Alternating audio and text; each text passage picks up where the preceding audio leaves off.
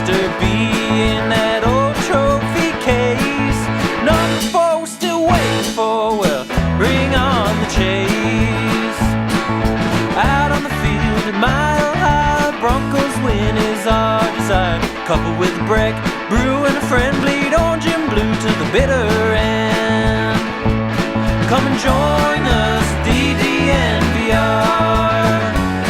We are DNVR.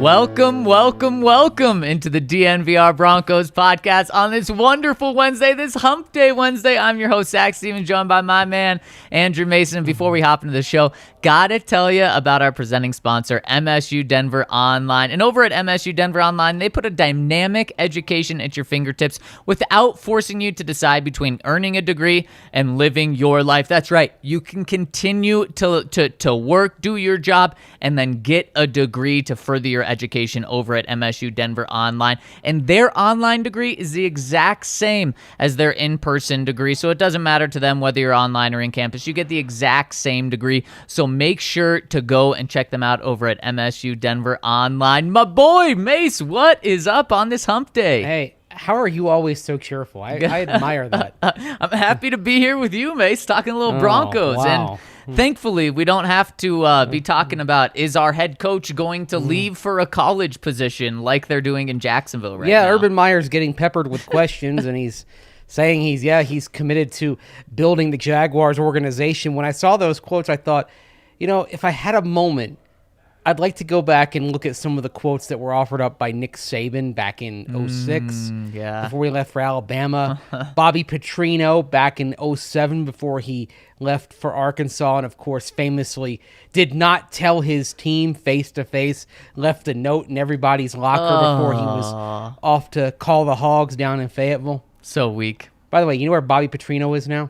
No idea. Missouri State. Wow, how he's fallen. Yeah, I saw on Monday night, one of the bad beats on ESPN SportsCenter was from the Missouri State Central Arkansas game, which is like, oh, so that's whatever happened to Bobby Petrino. Wow, it's been a long did he fall. win? They was won. It a bad beat against the other team? Okay. It was a bad beat against Central Arkansas. Okay. Yeah, so hey, he won. Good for him, but it's. After pride cometh the fall, right? Yep. Yep. Well, it's not all dandy here with some news coming out yesterday, but before we jump into that, if everyone could just hit us with a like on YouTube, we'd really appreciate it. It really helps us. Subscribe, turn on alerts, and if you're watching on Periscope or Twitter, make sure to jump over to YouTube. It's a better quality, and also the comment section's way better. It's a lot more interactive, so we'd really appreciate it if you did that and hit us with a thumbs up. But Mase, yesterday, a flurry of moves made for the Broncos, and two of their biggest stars, honestly, put on the injured reserve. Wasn't a surprise to see Jerry Jeudy put on the injured reserve. He's going to miss 4 to 6 weeks. This was the best thing to do. I'm happy the Broncos did it because now it opens up a roster spot, which they used to bring up quarterback, wide receiver, Hall of Famer Kendall Hinton from the practice squad. Love how you're working the quarterback in there. Love how you're working the Hall of Fame in there. Have to. Yeah. I mean, big fan favorite. Tim Tebow's in the Hall of Fame, too. Hey, I mean, speaking if we're talking about exhibits and not busts in the room where John Madden and Peyton Manning say the busts talk to each other. Yes. Yeah. There are artifacts from both Kendall Hinton and Tim Tebow in the Hall of Fame. Now, the interesting thing with Kendall Hinton is his wristband, it's in the annual exhibit. Like, there's always an exhibit that's based on the previous year. So the question is, what happens to Kendall Hinton's wristband when they move on to another year and they turn the page? Maybe are they back gonna to find Kendall a way, Hinton. or it just goes into their archives? Maybe. Like I have this picture of this room like at the end of Raiders of the Lost Ark where they put the Ark in a box and they put it in a crate and they put it away and the camera pans back and all of a sudden you see an ocean of crates. I have this vision of the Hall of Fame having a storage area like that somewhere outside of Canton. It's it's in the basement of Canton or something. Yeah. It's in David Baker's home. That is his home. That's where he lives. It's probably got a big entryway as well. Yes, that is the largest man I've ever been around. Yeah. Very big. Yeah. So that is what happened on the wide receiver front. Nothing surprising there, but And the defensive back room, Mase, a big surprise coming out that Ronald Darby has a hamstring strain, and he's going to be placed on the IR as well. He's going to be out at least 3 weeks. Now, what I was told was he's going to come back shortly after that, so his timetable probably closer to 3 to 4 weeks being out. Yeah, I mean, Jerry Jeudy, it's 4 to 6, but the nature of high ankle sprains, it's tricky. You live with this with Julius Thomas, like I mentioned earlier this week, so it literally would not at all surprise me if Jerry Jeudy isn't back until the end of October, early November, if things end up going not the way the Broncos want them to go. Ronald Darby, on the other hand, wouldn't surprise me at all if he's back by Pittsburgh. Yep. And maybe Las Vegas at the latest next month. Right. But, of course, the real relevant thing right now is sets up an opportunity for Patrick Surtain II to be the outside corner. And we'll get into that, but we also should get into how that maybe changes some of the Broncos' sub-package plans going forward, because there's a domino effect here based on how they were using PS2. Yeah, I think there's a big domino effect here, and one thing that means, which is good news. Now, it's bad to lose a $10 million starting cornerback, Mase. There's no two ways about it.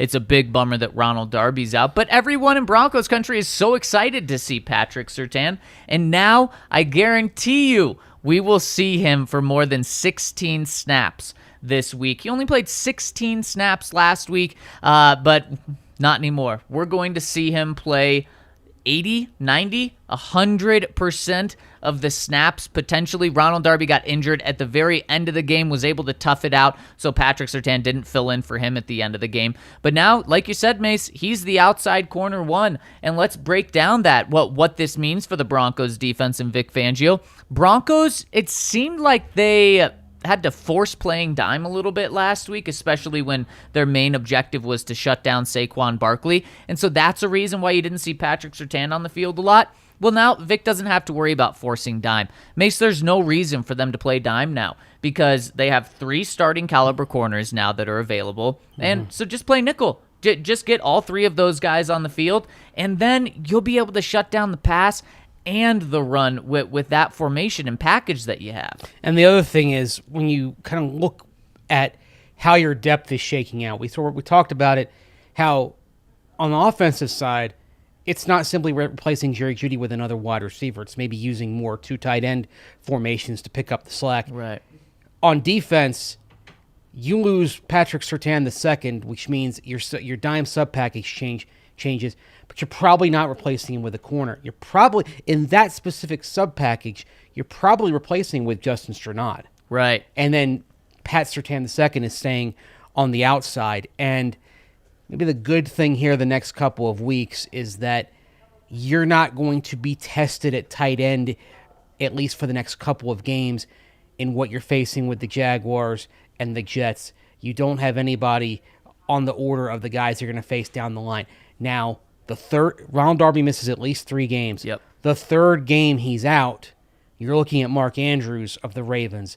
And that's where, if you believe PS2 is the guy that you wanted on the really good tight ends, that's where you have a little bit of an impact. The next couple of weeks, you can get by with Justin Strnad kind of learning his way. Maybe not the ideal matchup you want on tight ends, but it's something you can live with and let PS2 get comfortable on the outside. Well, here's the good thing about that, Mase, is you're absolutely right. There's no doubt that Ravens game presents the most challenges for the entire defense in general and for this matchup problem. But how scared are you of the Baltimore Ravens wide receivers? So not talking about Mark Andrews.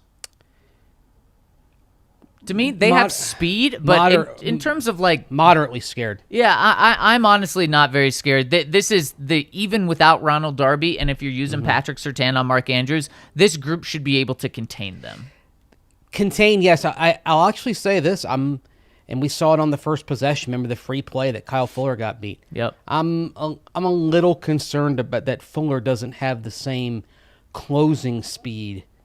And isn't quite as quick as he was in his All-Pro year. Yep. So, for example, if he's going against Hollywood Brown, that's a matchup I don't like for the Broncos right now. And I think PS2 against Sammy Watkins he doesn't have the breakaway speed to get past Surtain. Surtain can hang with him. The question is, what if he runs a good route? Because we kind of saw that runs a good route, and also what if PS2 lays back too far? Because we kind of saw on that touchdown that he allowed to Sterling Shepard on Sunday, Patrick Surtain was kind of in what Ray Crockett would say is kind of no man's land.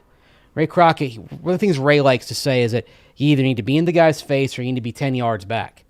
But you get into trouble when you're 5 to 7 yards back. Okay. And you looked at Surtain. He gave Shepard the release for the get off, and he kind of cut in front of him. And then Pat was kind of trailing the entire way. Yeah, gave him too much bait room. And there was no safety help because Justin was covering the other man who was going deep and coming from the left side, whereas Shepard was coming from the right side, at least from the Giants' perspective. It was actually a very good play design. Yep. Because it forced Surtain onto an island, and then of course Alexander Johnson trailed him was much too late. Yeah, and so that's a rookie mistake that we saw from Surtain and Mase. I think this again. You don't want the injury to happen, but I think this is just a perfect time for it to happen for Patrick Surtain's development. Because look, he played 16 snaps last week. That's not how he's going to develop. He needs a larger role. Well, this is going to be a much larger role for him now. But also, the Jacksonville Jaguars have talented receivers, but their quarterback is just drowning in the NFL right now. That was very clear last week. The talent's there. Trevor Lawrence is going to make plays, but to be able to make plays consistently against this defense and their pass rush, it's going to be very tough for Trevor Lawrence. So Patrick Surtain will benefit from going up against a rookie this week. Patrick Surtain will benefit of going up against a rookie the following week at home when the crowd noise is going to be going crazy with Zach Wilson, and the Jets wide receivers don't scare me for half a second. So those two games, it's almost the ideal situation for Patrick Surtain to be stepping into. And like you said, the Ravens, we don't know if they're going to use him on Mark Andrews. If he's up against those speedy receivers, that doesn't really concern me much. But it's also not like we're asking him to be the Broncos' number one cornerback now and be their best player in the secondary and be the best player on defense. I mean, when you go through right now, where is he? He's pretty far down the list in both of those things. So that's very good news for Patrick Surtain. And again, you don't want the injury to Ronald Darby, but I think if Patrick Surtain was going to have to step into the starting role, this is pretty ideal because, Mase, if it were to happen first week against Pittsburgh, you do not like that matchup with the Steelers wide receivers and Big Ben. The next week is Oakland, I believe. Then you have Cleveland. Those are going to be tough games, especially if you're asking him to go up against Darren Waller. And then the Browns wide receivers, that would be brutal. And now would be saying, boy, these vet quarterbacks can really pick on the rookie. The only vet quarterback we're talking about in these next three games is Lamar Jackson, and that's going to be in Pat Surtain's fourth NFL game, third start. So you just hope that these next two games he can get a real solid foundation, which I think he's going to be able to. He can get a solid foundation, but you also wonder what's going to happen when they start kind of studying the tape a little bit on him as well, and they start studying his tendencies. So what you're saying is I'm too optimistic about this. Take a step back. I'm saying he's still a rookie. Well, that's fair. And he's still a rookie that you're going to see teams test. I think long term he's going to do well. But remember what Vic Fangio said a few weeks ago, that he talked about how Surtain's progress was a bit hindered by the fact that he was playing three spots. So isn't this good then? It's for good. Him? It's good as he works his way up, but basically you're having to make up for those several weeks of camp where he was working at all three spots. I think he'll learn and grow. And I'm just kind of the moderation caution person. We need it. We need you to hold us back. I still expect there to be some growing pains for Pat Surtain over the next 3 weeks. I don't think it's going to be as simple as he becomes a lockdown cornerback right away. Well, I think there are going to be at least a few more moments like the one he endured last Sunday. Well, and I'm not trying to paint the picture that he is going to be an immediate lockdown, and I fully expect rookie growing pains. But Mase, what are we talking about? What do those rookie growing pains look like? Does it look like last week where he gives up a 30, 40-yard touchdown on broken coverage and a missed tackle? Are you expecting one of those every single week, or what are some other rookie mistakes that you're expecting? Because I expect him to probably give up a touchdown or a big play or a big touchdown one time in the next 3 weeks. But I don't expect that every single game. And I expect other rookie mistakes. I really don't expect much tackling rookie mistakes. And I guess I don't really expect many rookie mistakes here, but I'm not saying he's going to be flawless. I could see a big play given up. Yeah, and I think maybe one big play every 2 weeks. Okay. So if he's in there for 4, does he give a couple big plays? The other thing that you also want to see is what happens if he's beat. Does he reach out and grab? Does he take the penalty? That was, of course, you can be a vet and take the penalty. We saw that on Sunday from the other cornerbacks as well, and that is something that concerns me a little bit for the secondary as a whole. Is penalties, is pass interference and holding penalties for that unit. Yeah, and I think that's why this pass rush, especially, well, I guess really these next 3 weeks, the pass rush is going to be so key in not getting to the quarterback, Mase, and making the quarterback throw it quick, but making sure the quarterback doesn't have 6 seconds to run around and escape. I mean, Von Miller, Bradley Chubb, Malik Reed, those guys are going to have to do a great job of containing, because that's where it will get really hard, not just for Patrick Surtain, but where it will get really hard for the entire secondary is if Trevor Lawrence, more so Zach Wilson and Lamar Jackson, get outside of the pocket and not just take off and run, but take off and buy more time for the speedy wide receivers that especially the Ravens have. Well, that's when you start talking about coverage getting to 5-6 seconds. Exactly. And receivers breaking off their routes. And again, that's how do the defensive backs respond to that? I mean, I thought we didn't see much of that from the Giants on Sunday, but we're going to see more of that going forward. The other thing that comes into play, and this is more for the linebackers and safeties than for the corners, is if you have quarterbacks that have the threat of running, you've got to keep one eye on the backfield and then another eye on the guy in your area that you're covering. Right. And does that lead to some breakdowns? That's why of these first 4 games, easily the biggest concern was Lamar Jackson for a lot of reasons, but in particular his feet. But you get a chance to work your way up to Lamar Jackson. You get with a couple of rookies that will test you in that regard, knowing that you have to account for their willingness to take off and get that quick 10 yards and keep the chains moving. But they're not game-breaking runners, at least at this level, on the order that Lamar Jackson is. So you get time to kind of work your way up to the challenge that you're going to have in week 4. And really, I mean, you could say that for the entire team. And the next couple weeks are about kind of getting you ready for what's going to come in Baltimore. Because here's the other thing with Baltimore when they come in. If they lose to the Chiefs, they're probably 1-2 coming into that game. Not desperate, but certainly feeling like they need that game. Yeah. So you're going to face a team that is probably operating at a high level of urgency there. Without a doubt. But that's not to look past the next couple of games. Yep. You can't do that. But when you get to, it's going to be a big test for a lot of reasons. And with Darby certainly out for that game, maybe no one gets tested more than Patrick Surtain. So then, Mase, how comfortable are you with Patrick Surtain stepping in specifically in these next 3 weeks? This is the big question. I'm moderately comfortable. Moderate, okay. Only, and part of this honestly is based on the fact that the first possession he had as an outside corner didn't go well. Yeah, that's fair. And again, he looked like a rookie. Now, they should have schemed it to where he had some help. He had some help in coverage, but a play like that, it'll be humbling for him. Yeah. And it's probably going to be good for him long term. And you won the game. You had him have a teachable moment. All things considered, that's probably really good. But it's a reminder that I think as high as everybody is on Pat Surtain, I think it's unwise to expect him to be anything close to the finished product right now. Yep. Yeah, and that's fair. I'm going to be the optimist here, Mason. I'm going to say... It's your Alabama guy, too. Right, exactly. Yeah. I'm going to say I'm very comfortable with this for the reasons I mentioned. This comes at a perfect time. I don't think we're going to consistently see the issue that he had out there. And I think playing is only going to help him even more. And Kale, we've got a super chat that just came in. Want to get to that? Comes in from Greg. He says, good afternoon, y'all. Do y'all think having linebackers on coverage like Justin Strnad against teams with great wide receivers and tight ends, against great wide receivers and tight end core, could be a smart move, aka the Chiefs? If Strnad can hang with the tight ends, but I think that's a big question as far as the type of route runners and speed guys that you have at tight end now.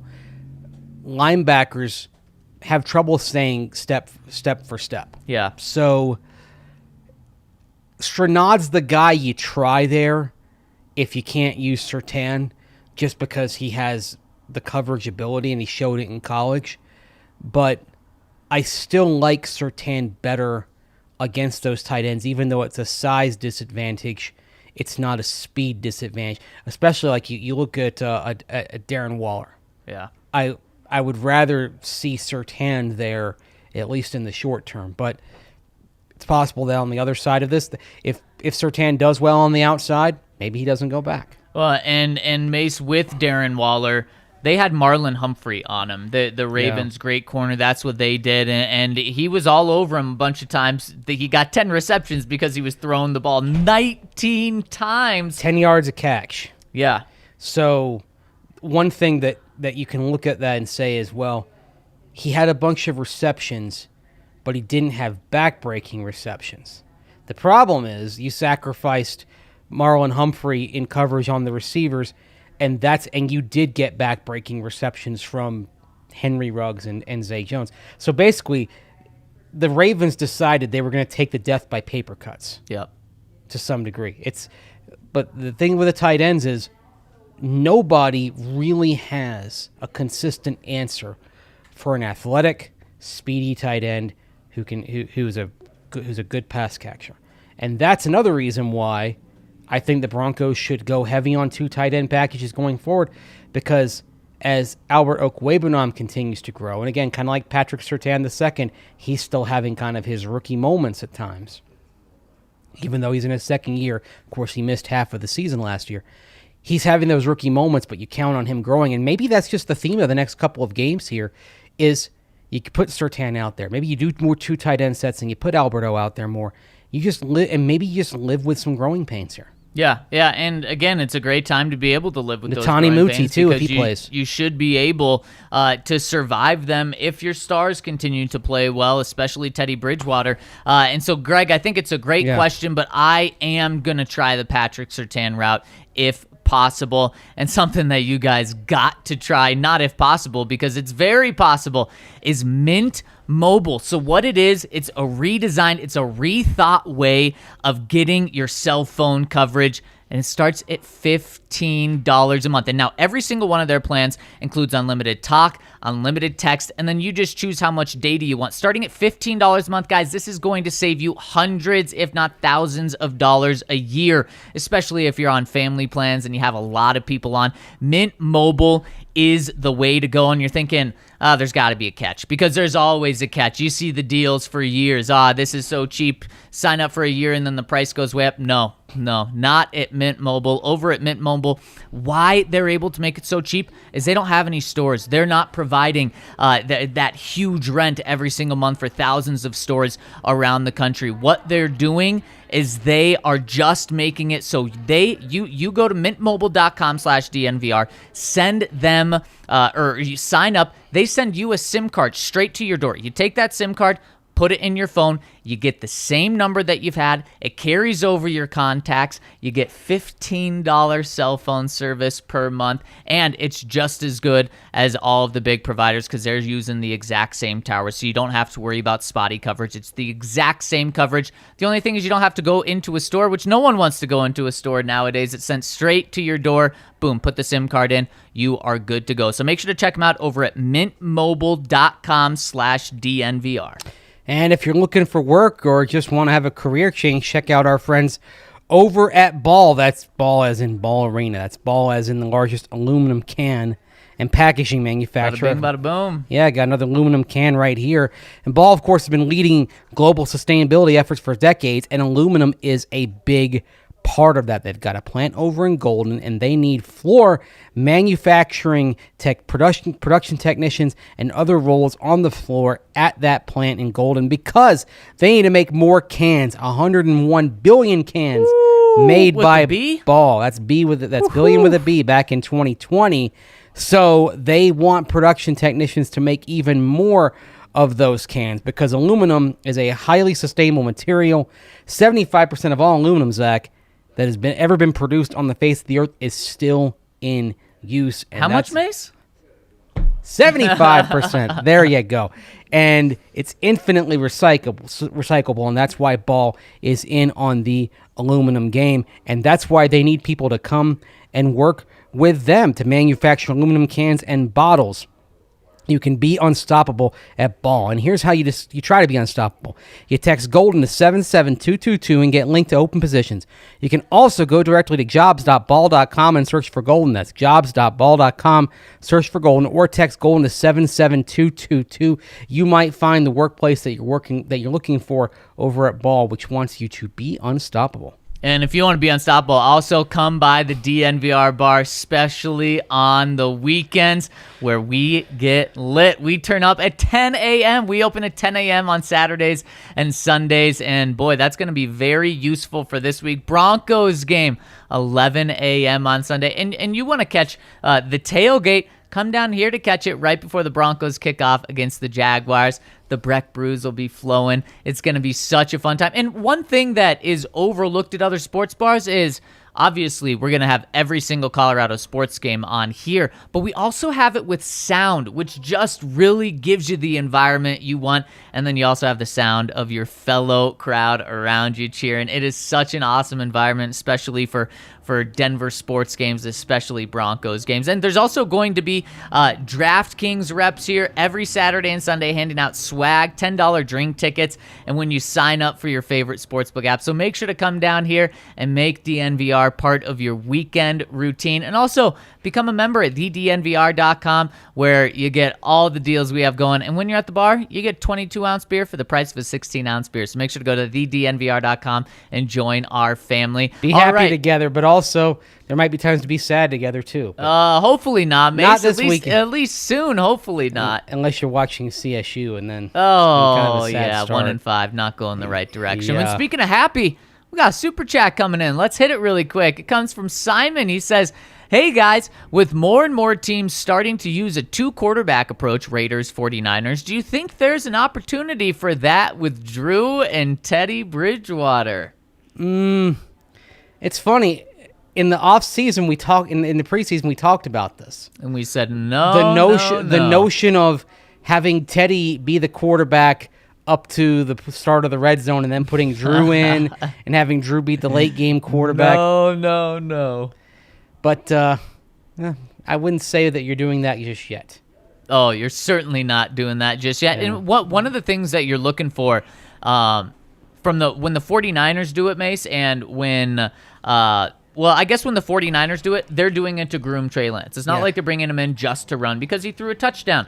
With the Raiders, you're bringing Marcus Mariota in because he adds a different dimension than He's Derek a chaos Carr. quarterback, Right. Because he'll take off. And I think a reason why if you're not doing it based on like time and game, if you're just doing it situationally to shake things up, why it wouldn't work is that Drew Lock is not enough of a chaos quarterback. Exactly. And then I was going to say, so you either have the chaos quarterback, which I love that, Mace, or you have the young quarterback who is 100% your future. The Bears also did that with Justin Fields a bit, and he's kind of both. He's the chaos and the future.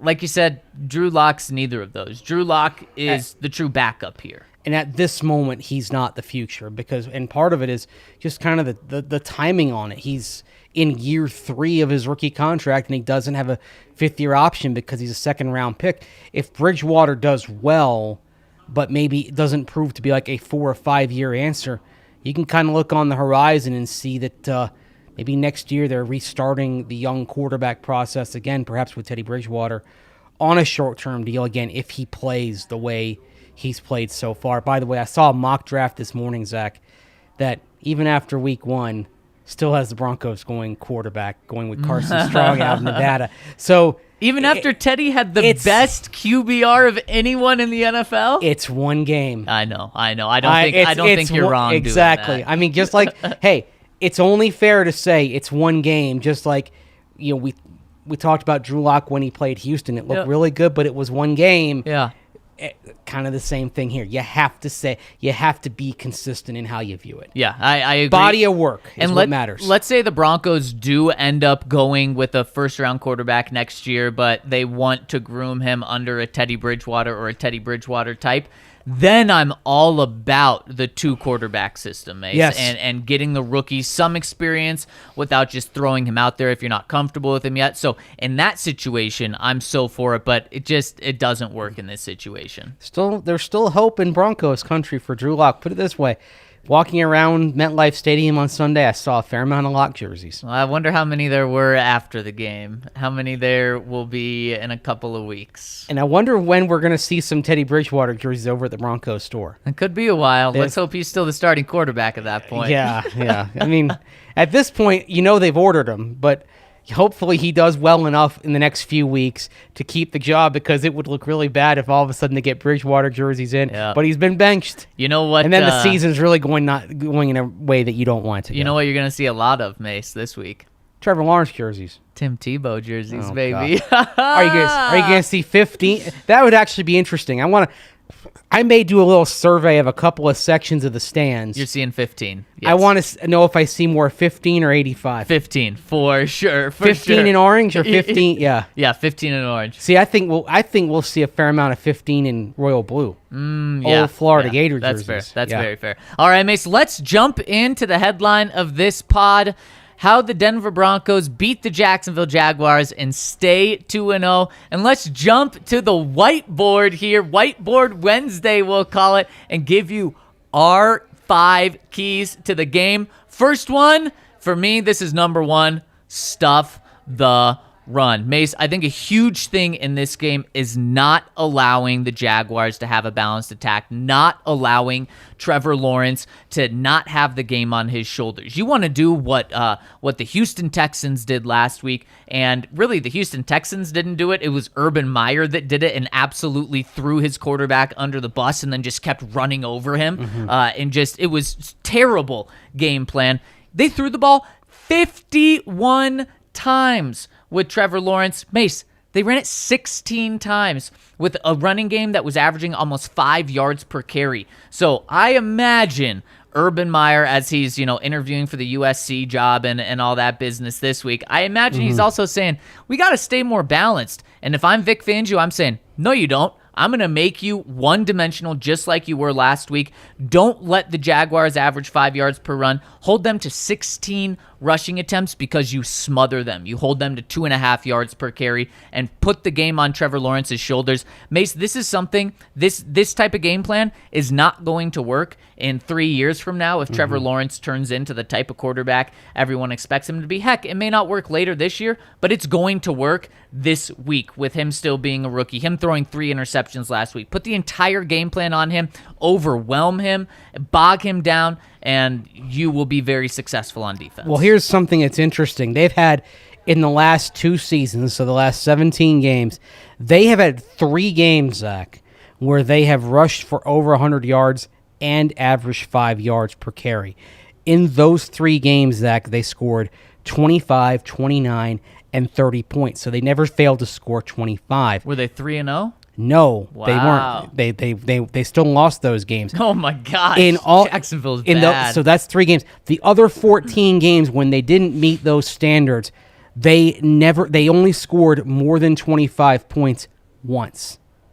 Most of their games when they don't hit those standards, they're sitting there with 14, 16, 17 points. Yeah. So they would like to run. They certainly have the ability to do it effectively, but you got to make sure that you limit their opportunities, and when they do happen, limit the explosiveness of them.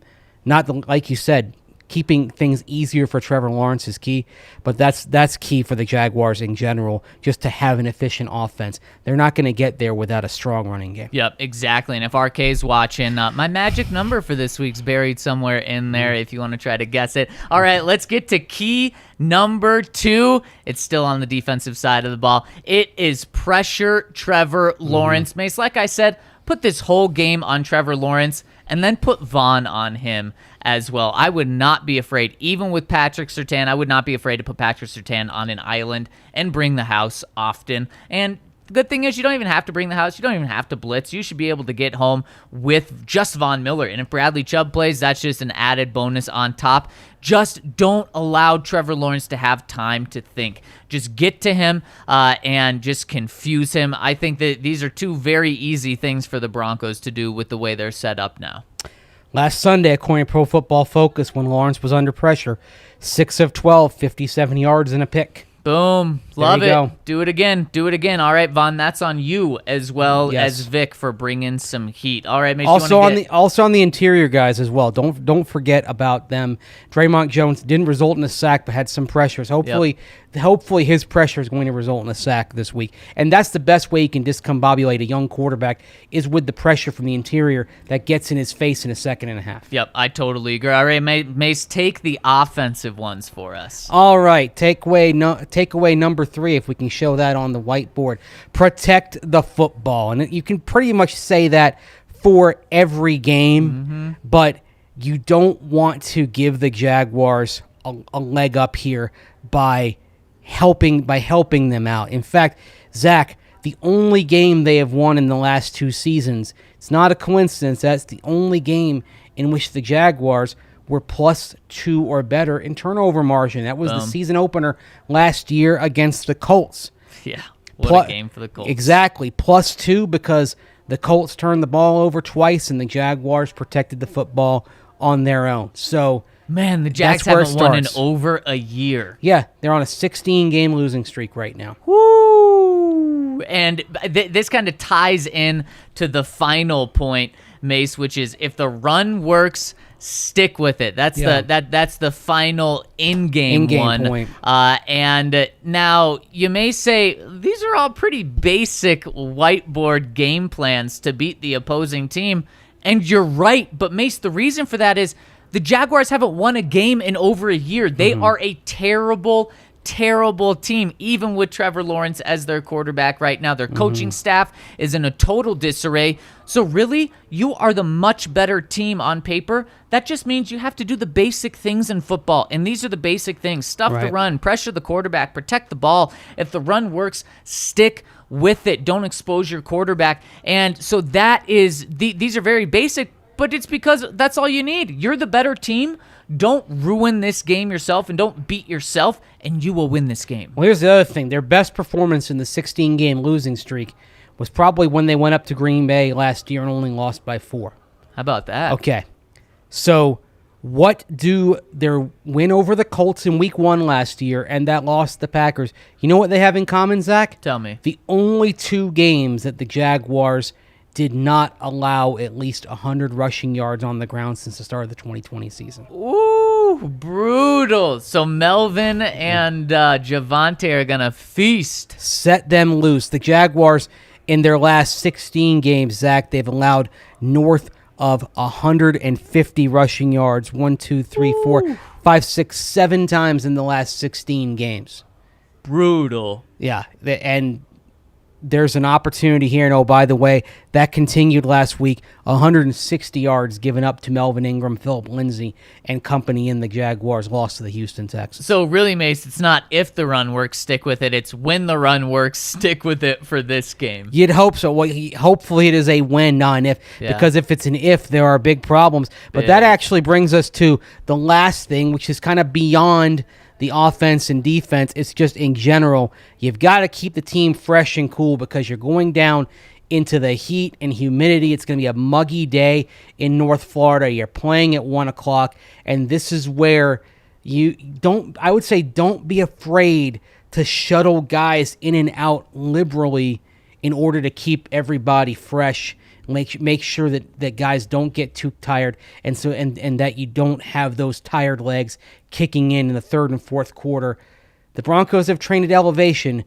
The Jaguars have trained in the heat and humidity all summer. Yep. This is their weather, and you want to make sure that you're rotating guys in and out. This is maybe another chance to get Jonathan Cooper some reps, even if Bradley Chubb is out there. Don't be afraid to rest some of your first liners for a few plays, for a series here and there. I think the Broncos had and their coaches had a good idea with how they used Melvin Gordon and Javonte Williams, how they rotated Jonathan Cooper in last week. I think Vaughn had about 75% of the snaps. Yep. So continue that this week. Yep. Because fresher legs are going to be better than tired legs down the stretch if the fresher legs are backup. So just 100%. balance that throughout the game. Yeah, hey, you gave Kyle Fuller a breather for Patrick Surtain last week. Yep. Why not give other guys a breather throughout the game, and why not let everybody Especially rest? those big fellas. Yes, and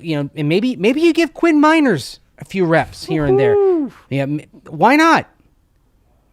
Just make sure you're not lead. Make sure you're not in a position where you're wearing down late in this game, because the Jaguars' chance in this game is by playing the attrition game with the conditions. How about just keep punching them early on, get a 21-point lead and midway through the third, and then be able to literally put your backups in like a college team does. I love that. So that's a bonus whiteboard key there is beat them down early. Don't be afraid to jump on them and run away with this game so that you can play Quinn Miners and not worry about it. Well, the thing is, every time you go to Florida in September and early October, the conditions end up being a factor. Yep. And we've seen the Broncos overcome them sometimes. We've seen them fail to overcome them in others. It's interesting with the Jaguars how it seems like most of the time in the last, say, 17, 18 years when they go down there, they're playing them early. They played them, I think, in Week 2 back in 2004, in Week 4 back in 2005, in 2010 played them in Week 1, and then they threw the December game in 2016. And every time they played one of those early season games, you had guys getting IVs on the way home. Yep. And then the same thing has happened for the early season games in Tampa Bay over the years. The conditions are going to matter in this game, and you've got to manage them right. Yeah, you're right. And B1 of Best brings it up and says Justin Simmons doesn't want to play off. You're so right about that. Don't give Justin a playoff. He won't take it. And we got a super chat coming in right now. Let's hit it really quick from Kenny. He says, it is looking like Moody will start, or is it looking like Moody will start this week? If he does, will it help the run game? Yes, and it really should. Yeah. Maybe you're concerned about pass pro a little bit, but he's already a road grader as a run blocker. It's interesting that both of the guys that we're talking about among the young O linemen who were the first men up off the bench, and the first men up are Muti and Calvin Anderson. Their run blocking is far ahead of their pass protection at this point. Mm-hmm. Both of them, when they get a drive, they get a chance to push off the line at the start of the play. They're very effective. Could be some issues in pass pro again. It's where you're happy you're going against the Jaguars this week in terms of interior defensive line. If Muti is out there next week against the Jets, it gets tougher. And so thank you for that super chat, Kenny. And Mase just thinking about going down to the muggy Jacksonville, Florida, where it's still summer. It's going to be so hot. I have advice for Broncos players. Manscape before you go down there, or else, holy cow, running around out there for 3 hours with a lot of forest down there. It's going to be rough. It's going to be like the Amazon rainforest. So get yourself... We got pine forest down there in Jacksonville. Oh, yikes. That's even worse if it's piney down there. Yeah. But it doesn't matter. If you have the Lawnmower 4.0, you can... trim it all right off, and you'll be good to go. I'm sure the Broncos are already hooked up with this, but if you want to be hooked up with this and make Kale blush a little bit with me, then get the Lawnmower 4.0 from over with our friends at Manscaped and use the code DNVR to get 20% off and free shipping. That's all you have to do. Go to manscaped.com, use the code DNVR, and you'll get 20% off and free shipping. And when you're there, might as well get some other performance building things for you. So check out the Performance Package, which comes with the Crop Preserver, which is a toner, the Crop Reviver. It comes with Performance Boxer Briefs and a new travel bag to hold all of your goodies. This is something we all need, but especially when you go down to the heat. So check them out, manscaped.com. Use the code DNVR for 20% off and free shipping. Yeah, it's all about trimming the hedges, right? Exactly. You got to keep things nice and neat down there. So that code DNVR helps you out at Manscaped. The code to help you out over at Solace Meds is DNVR20. That means you're going to get 20% in your order off your order at Solace Meds. Of course, they have 4 locations in Fort Collins, Wheat Ridge, in Denver off Broadway, and then also in Denver on East Colfax, just blocked from the DNVR bar. Solace Meds is a premier dispensary, which is always hooking you up with deals. And here are the deals they've got in the month of September. Can America Gummies, 25% off. Strains Tinctures, 20% off. Rockin' Cartridges, 25% off. Glacier Concentrates, 20% off. And if you use that DNVR20 code to get 20% off your order, you can get a free Solace bar or King Cone along with your order. So head on in, mention that code DNVR20, get 20% off, and get a free Solace bar or King Cone. Solace Meds will make your cannabis shopping experience a delight. You go to their website, which is solacemeds.com. That's SOLACE meds.com. Look at their menu, order online, then pick up at your nearest location at your convenience. And like I said, use that code DNVR20 and get 20% off your order at Solace Meds, SOLACE meds.com. And also, you got to check out our friends over at Strava Craft Coffee, where they not only have rich, delicious coffee, but they got that CBD infusion, which helps with aches, pains, migraines, anything that's going on.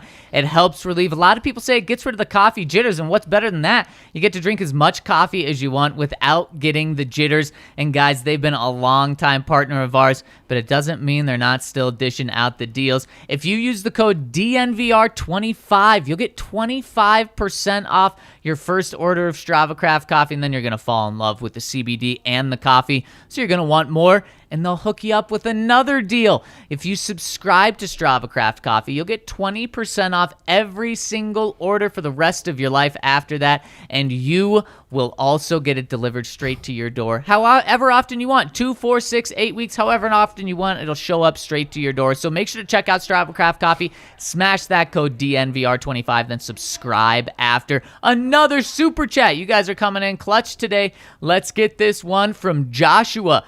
He says, should I take Denver at -6? Don't normally bet on Denver for superstitious like that, but it seems like easy money. Oh, don't want to give away our picks, Don't Joshua. jinx it, though. Don't jinx it, though. Yeah, and I know that... There's no such thing as easy money.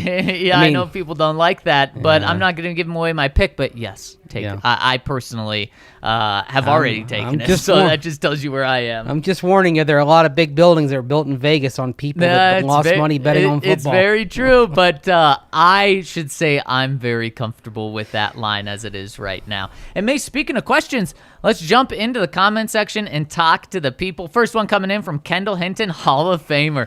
Kendall Hinton promoted to the active roster. Never forget this day, George Payton and Vic. The stud wide receiver who gave her an inspiring, incredible effort to save his team in one of the darkest days for this franchise, and who easily could have earned a roster spot because he balled out, has made it on this team. That's despite your best efforts to keep him off. You can try to pretend you don't need his talent, but it's obvious just how valuable he is, and the second something goes wrong. Take this as a learning lesson. Don't disrespect talent just to turn around and come crawling back to someone in the Hall of Fame. You thought he was worthy of a cut? Joke's on you. Now, let's see if weeks later you can turn around and dump him to the practice squad again after he balls out again or bails you out again. The gall it will take to be disrespectful to this player would be mind-blowing, but I can't put it past them. Jokes aside, happy for Kendall Hinton. Let's just rock him on the 53-man all season, and what a win over the weekend. The defense was executed over 200 passing yards, and 2 touchdowns through the air, and the running back with less touches gets in there late for a touchdown. Very happy for Phillip Lindsay and the Texans. P.S.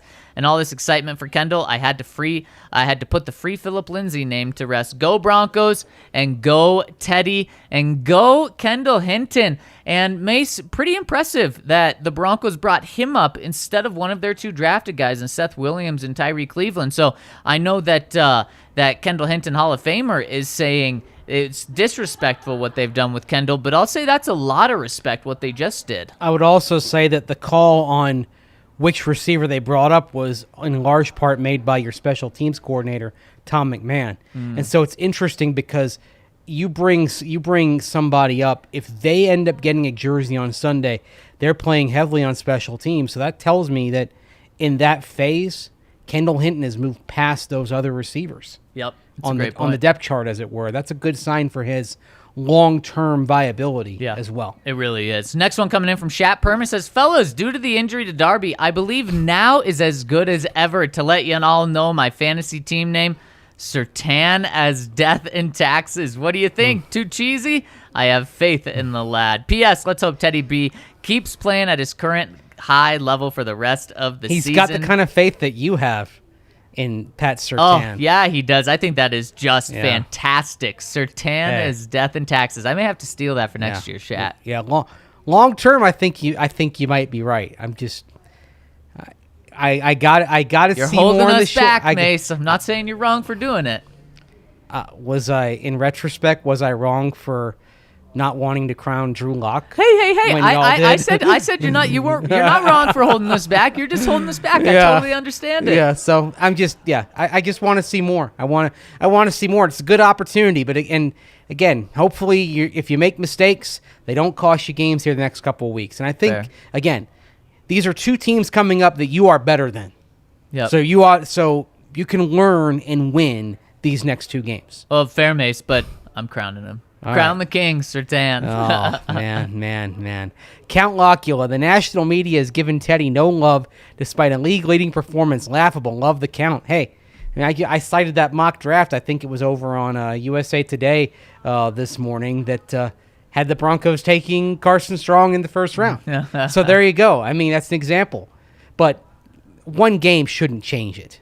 As our guy, RK's chiming in right now, he says, thumbs up for the homies. And yes, another reminder, please hit us with the thumbs up. Subscribe, smash that alerts button so you know when we're going live every single day. Really appreciate that, RK. Yes. Thanks for tuning in. Miss Appreciate you, buddy. that. Melbourne Bronco. Hi, guys. Looks like we will get to see exactly what Pat Surtain II has to offer with Darby on the injury list. PS2 should get 80% game time, surely. Easy. Yes. Maybe even 90. And, of course, I was talking about rotating. You may not be able to afford to rotate your cornerbacks. Yeah. Because the next guy up is Nate Hairston right now. And that's where, like, it's interesting how the depth, you're happy that you have Surtain to step in for Darby.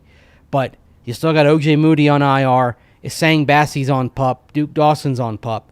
So the huge depth going down the line at cornerback isn't going to reveal itself for probably another 3 or 4 weeks. You're totally fine in your depth right now, but now your depth is gone. So you're fine where you are right now, but your depth is gone for right now. And Mase, Kari Vincent Jr.'s, and he made the team, but he's got a ways to go. You don't have to worry about Patrick Surtain being up to playing 100% of snaps. That's what he did at Alabama. And on top of that, there may be no player more ready for this brutal Jacksonville heat and humidity and mugginess outside of Manscaped than Patrick Surtain. Grew up in Florida. Yeah, grew up in Florida, played at Alabama, was at Alabama for the extremely hot training camp summers. He's ready for this. So he's not a guy that's going to get hit by that. Yep.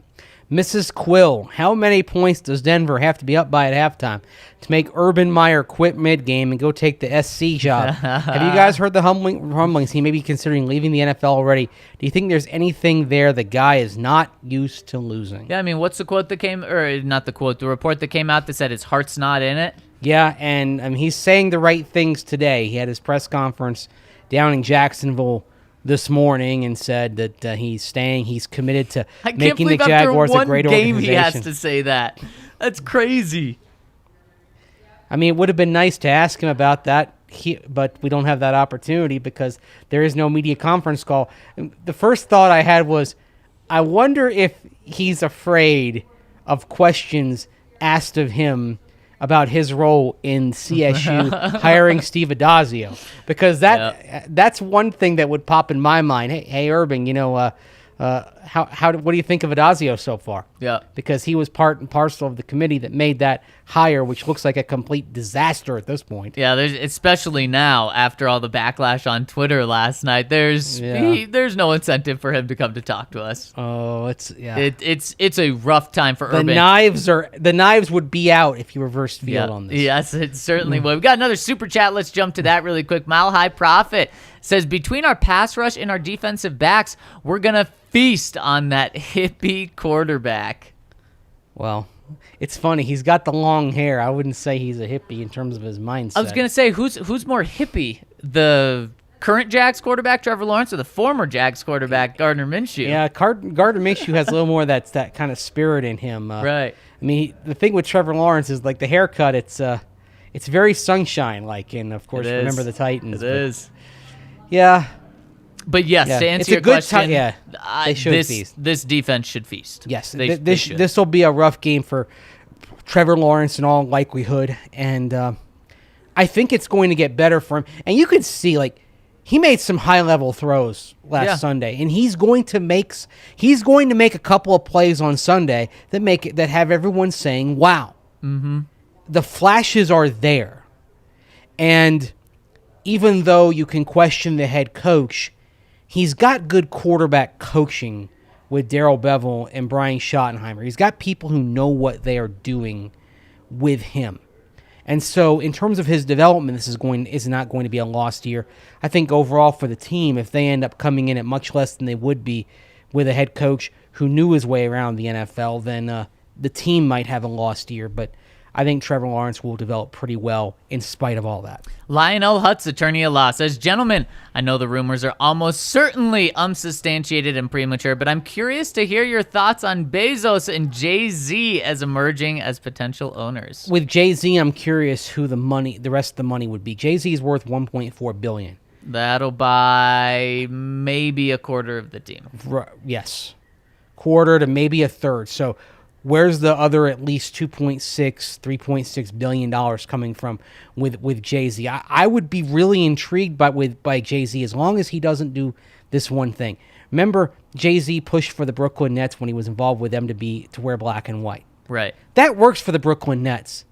If you buy the Denver Broncos, even though we at DNVR have nothing against the colors of black and white from a corporate perspective, you are not putting black and white for the Broncos. No. Certainly not with the Raiders wearing black and of course silver. So forget about that. But I'd be intrigued by Jay-Z being the owner. Bezos, I think, if he bought the team, just money would be no object. It really would be. It would be the best case scenario for the Broncos in terms of a stadium, in terms of everything. Facilities. I mean, everything would be able to be world-class right from the jump. And this football team, you would never have to worry about money and anything. Mm-hmm. They would have the best facilities. They would have probably a brand new stadium out by DIA that would be huge, and a town and Bronco Super Bowls. We'll call it Bronco Land. That would be fantastic. Bronco Land. And you can even have a sign and have John Elway's smiling face that just says, "Welcome to Bronco Land." Oh, that would be fantastic. Even you got better, Jeff's face on the other side. Yeah, and even better if you had like a speaker hooked up to it, and then if you had kind of like an archway, and then people walked over and it set off the speaker, and every time people set it off, you'd hear John Elway saying, "Welcome to Bronco Land." Oh, man. Welcome to Bronco Land. That would be fantastic. I would love it. And that's the ideal scenario in my mind, is Jeff buying the team. You have the world's richest man own your team. It's fantastic. Yeah, the possibilities are only limited by the salary cap. Yep, exactly. I mean, you would have Amazon Field.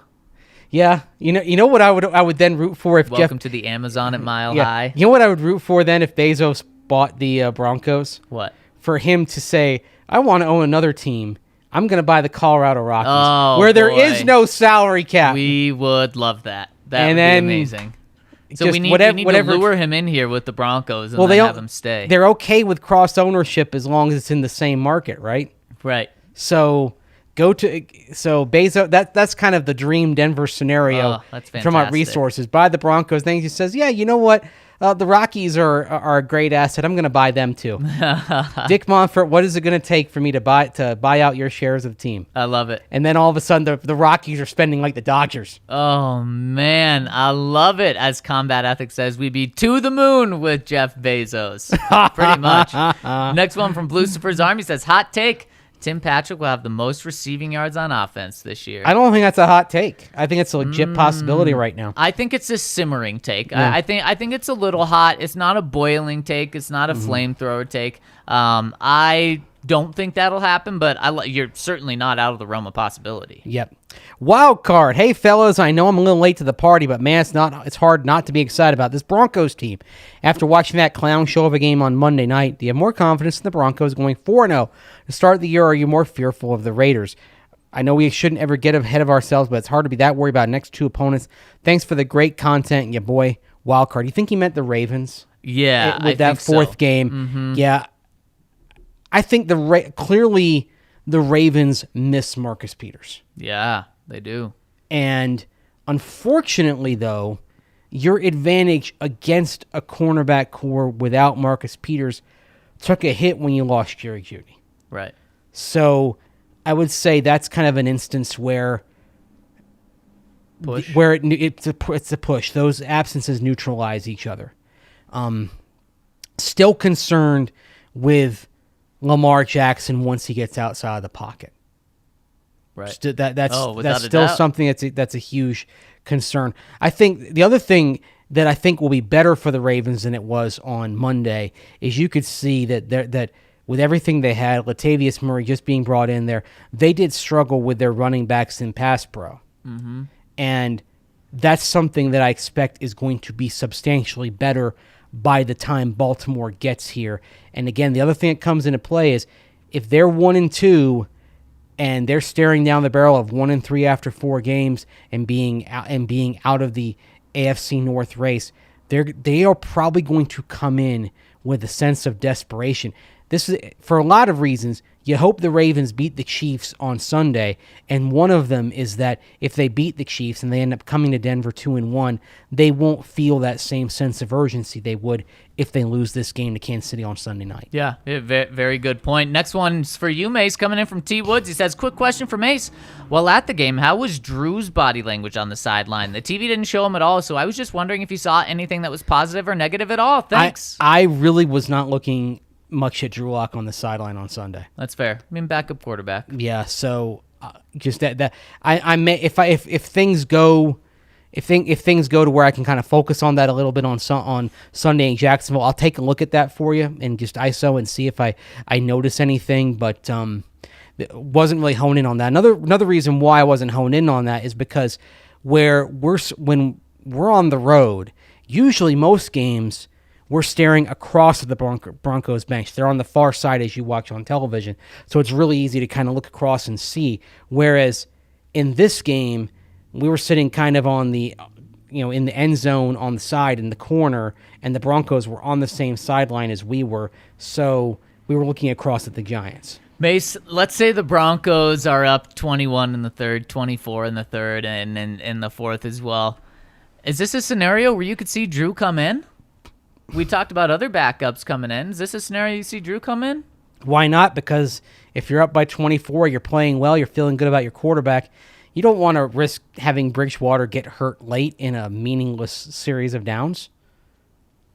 But on the flip side, what if Drew comes in and goes like 7 for 7, 2 touchdowns, 150 yards? If they're up by that much, I'd be shocked if they passed enough to get those types of numbers. Okay, that's fair. Because he'd be coming in, but he'd be handing off a lot. And then what about the flip to that is Teddy still needs more time to catch up with his ones. Yeah, that's a good point. I mean, you can't risk injury, but also I think if I'm Vic, I'm probably letting Teddy get even more and more reps since for how far he is behind. Whether it was Locke or Bridgewater in week 1, that type of performance, no matter which quarterback had it, was going to be a little more impressive because they lost so many first-team snaps. Right. And so if Drew had that kind of performance, a huge tip of the cap to him to doing it without 50% of the reps. Right. And same thing for Teddy. That's a good point. You lose he lost all because now that you've decided, you can say, all right, he lost those reps and he's had to make up for it. So I think that's a good point, Zach. He is still working his way into a comfort zone with the guys around him. And I think it's a good point by you, Mase, of just how good of a game he had with only having 50% of the snaps. Right. So. And last one coming in from Pig Tosser 66, our guy. He says, so now our head coach with a 13-20 record and a whole lot of Broncos country thinks we can look past opponents. Did I accidentally fall asleep in a DeLorean? DeLorean. Of course, Back to the DeLorean. Yeah, and wake up in 2015. Our team has been bad for 4 straight seasons. We should be looking past nobody. I'm encouraged by the start for sure, but let's slow down our roll a little. That's fair. It's very fair. It's also very embarrassing if you lose either of these next 2 games. Yikes. That are a combined against teams that are a combined 3-31 since the start of the 2020 season. Yikes. Now, I'll say this. Don't make it 4-21. Yeah, the Jets are better than the Jaguars. Okay. But you get to play them at home. Right, you do. That helps. But the Jets are better than the Jaguars because from a leadership perspective, top down, they appear to be better managed than the Jaguars. That's Again, for sure. The Jaguars have some good assistants on the staff, but they have somebody who appears to be out of his depth as a head coach. Even though I'd say the Jaguars have more talent overall than the Jets with Robert Saleh appear to be more competently run. And it says a lot the Jets were able to get back in that game against Carolina last Sunday as well. They were awful in the first half, played some good ball in the second half, but now they're going to have to do that without Mekhi Becton, and that's going to be a huge loss for when they come into Denver as well, and Becton isn't there because if you get Bradley Chubb back, Chubb should be able to capitalize. Yeah, he absolutely should be. And if you need to learn how to read the word DeLorean, check out our friends over at MSU Denver Online. Well, they'll be able to help you with that and so much more, where, of course, they are the new urban online university with learning outcomes equivalent to face-to-face courses, which is unheard of at other universities, but over at MSU Denver, they deliver. They have, whether you're on campus or online, it's all the same to them. Their students do just as well in their online courses as they do in person, which means you get the same degree while continuing to live your life. And on top of that, they are our presenting sponsor. So big shout out to MSU Denver. Big shout out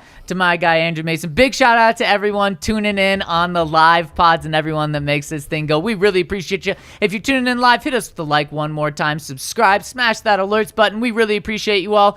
Thank you guys so much for listening. We're going to be here to break down our picks for the final time tomorrow on the DNVR Broncos podcast. Make sure to chime in the morning. All right, see you guys.